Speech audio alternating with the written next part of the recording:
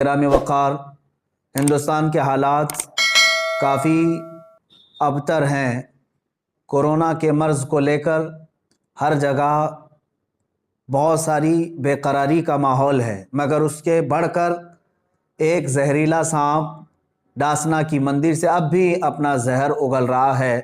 چند دنوں قبل جس نے پورے ہندوستان کے ہندو مسلم ماحول کو خراب کرنے کے لیے میرے آقا صلی اللہ تعالیٰ علیہ وسلم کی شان کو نشانہ بنانا شروع کیا، مسلسل پچھلے 2 ماہ سے وہ ابھی اسی طرح کا زہر اگل رہا ہے۔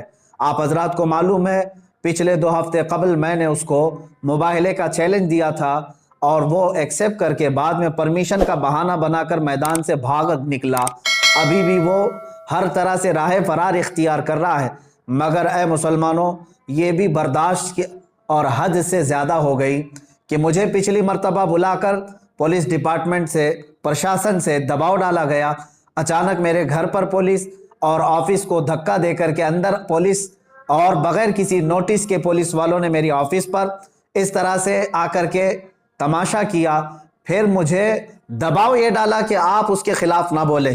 میں نے یہ کہا تھا آپ اپنی ڈیوٹی پوری کریں اور اس شخص کو ملعون کو گرفتار کریں یا ہمارا آمنا سامنا کروائیں، پھر ہم بند کر دیں گے۔ لیکن حد ہو گئی کہ ساری چیزوں کے بعد پولیس پرشاسن کی طرف سے یقین دہانی کرانے کے بعد بھی آج پھر سے وہ خبیث ملعون پھر سے ویڈیو اپلوڈ کرتا ہے اور اس میں پھر زہر اگلتے ہوئے میرے آقا صلی اللہ تعالیٰ علیہ وسلم کی شان میں بڑے بھدے اور غلیظ کلمات بکتا ہے۔ وہ کہتا ہے محمد صلی اللہ تعالیٰ علیہ وسلم عورتوں کے رسیا تھے، معاذ اللہ، نعوذ باللہ من ذالک۔ وہ عورتوں کے معاملات کو لے کر اس پاکھنڈی کو یہ بتایا جائے کہ جس پر خود بلاتکاری کا معاملہ ہے، جو خود جو ریپسٹ ہے، اس کی اوقات نہیں میرے آقا صلی اللہ تعالیٰ علیہ وسلم کا نام لینے کی۔ اور یہ ملعون بھرسرے اعلان کہتا ہے کہ میری زندگی کا ایک ہی مقصد ہے اسلام کا وناش کرنا، اسلام کو ختم کرنا۔ اس خارش زدہ کتے کو اپنے بدن کی کھجلی مٹانے کی طاقت نہیں ہے، اسلام کو سرزمین اور ہند سے مٹانے کی بات کرتا ہے۔ یاد رکھو یونان و مصر و روما سب مٹ گئے جہاں سے، باقی مگر ہے اب تک نام و نشاں ہمارا، باقی مگر ہے اب تک نام و نشاں ہمارا، اور ہم اس دھرتی پر رہیں گے اور ہر بار کہتے رہیں گے اللہ اکبر۔ تم 1000 بار 1000 ٹکڑے کر لو، ہر ٹکڑا پکارے گا اللہ اکبر۔ انشاءاللہ العزیز اسلام اور قرآن عظیم اور محمد عربی صلی اللہ تعالیٰ علیہ وسلم کی ذات پر بھونکنا بند کرو۔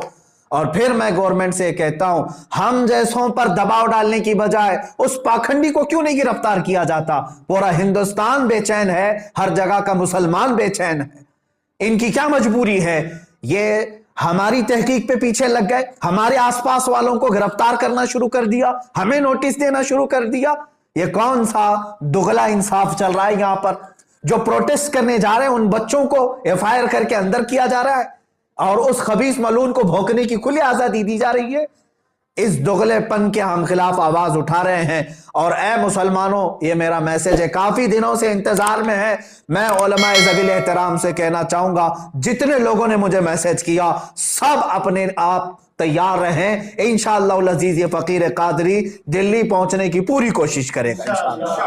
17 رمضان المبارک کی تاریخ ہے، انشاءاللہ العزیز اس تاریخ کو یا فتح اسلام ہوگا یا تو پھر یہ ایکشن لیں گے یا پھر ہمیں یہ گرفتار کریں گے۔ بات آپ تک میں نے یہ میسج دینے کے لیے آپ کے سامنے حاضری دی ہے۔ تمام علماء ذوی الاحترام آج ہی سے اپنی تیاری شروع فرما لیں، اور 17 رمضان المبارک 30 اپریل کی تاریخ ہم نے دی تھی اور ہم چاہتے ہیں کہ وہ آمنا سامنا کرے۔ اس پاکھنڈی کو اگر اپنی حقیقت بتانا ہے تو وہ آئے، مردود زمانہ ہمارے سامنے ہے۔ جتنا وہ بیٹھ کر گوفے میں بھونکتا ہے ایک بار وہ آمنا سامنا کرنے کی کوشش تو کر لے۔ میں بار بار اس چیز کو للکارتا رہا ہوں، چیلنج کرتا رہا ہوں۔ پرشاسن سے میں بڑے ادب کے ساتھ کہوں گا یہ بات بولنے کی مجھے ضرورت ہی کیوں آتی اب تک، اگر تم اسے اریسٹ کر لیے ہوتے یا اپنی ڈیوٹی پوری کر رہے ہوتے۔ اب اس کے بعد عوام الناس کے لیے کیا فیصلہ ہوگا اور کیا میسج جائے گا، اکابرین سے علماء سے مشورہ کر کے کل انشاءاللہ العزیز یا اس کے بعد آپ تک بات پہنچائی جائے گی۔ ہر علاقے کا مسلمان بیدار رہے گا انشاءاللہ العزیز۔ ہم یہ بتائیں گے کہ تم جن کو ایزی کیک سمجھ کر کے بار بار کھاتے رہے، نام رسول پر اب ہم اپنے آپ کو کھانے نہیں دیں گے انشاءاللہ۔ ہاں، مصطفیٰ کریم صلی اللہ تعالیٰ علیہ وسلم کی عزت کی بات آئے گی، پھر تم ہمارے ٹکڑے کر لو یا جس طرح سے بھی ہمارے ساتھ معاملہ کرو، ایک دن نصرت الہی تو آنا ہے، اللہ رب العزت کا قہر اترنا ہے، اور ان سب کو وہ زمین پر انشاءاللہ العزیز بھسم کرے گا۔ ہم تو امید یہ لگائے بیٹھے ہیں، اے رب ذوالجلال وہ دن بھی دکھا جب یہ خارج زدہ کتا تڑپتا ہوا مر جائے اور بھونکنا بند کرے، اس کا انجام بھی ہم یہاں سے دیکھ کر کے جائیں۔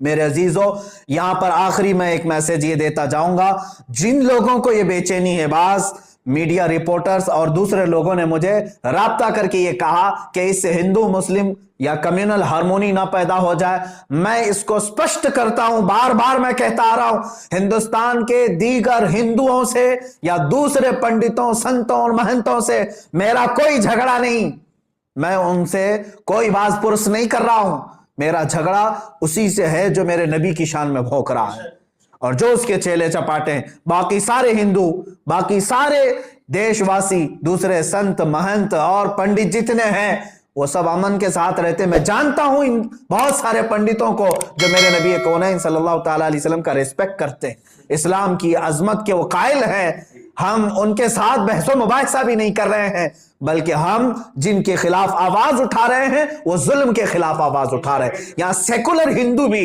ہمارے ساتھ کھڑا ہوا نظر آئے گا اور وہ بھی کہے گا کہ یہ غلط ہو رہا ہے، یہ غلط ہو رہا ہے کہ ایک شخص کو اتنی چھوٹ دی گئی ہے کہ وہ اناپ شناپ بکے جا رہا ہے۔ ارے ایک ہوتا علمی اختلاف، لیکن یہ تو گالی گلوچ پر اتر آیا ہے، اور ہم نے کہا گالی دینا ہے، ہم جیسوں کو تو 1000 گالیاں دی جا رہی ہیں، اس خبیث کو بھی یہ چاہیے تھا کہ تو مجھے نشانہ بنا لے۔ قرآن، اسلام، رسول پاک صلی اللہ علیہ وسلم کی ذات، یہ ہماری جان ہے، اور ہم یہاں پر جو بدک گئے یا جس طرح سے بھی ہمارے جذبات بے قابو ہو رہے ہیں، اس کی صرف اور صرف وجہ یہ ہے کہ اس خبیث کو کھلی چھوٹ دی گئی ہے۔ میں پھر سے اب تمام دیش واسیوں سے کہتا ہوں، میری پرشاسن سے بھی بات چل رہی ہے اور دلی کے پرشاسن سے بھی یہ تعلقات چل رہے ہیں، اور انشاءاللہ العزیز ہم دلی جانے کی پوری کوشش کریں گے، اور یہاں سے جس طرح سے بھی ہوگا اگلے میسج میں آپ کو اعلان کروں گا۔ وآخر دعوانا الحمدللہ رب العالمین۔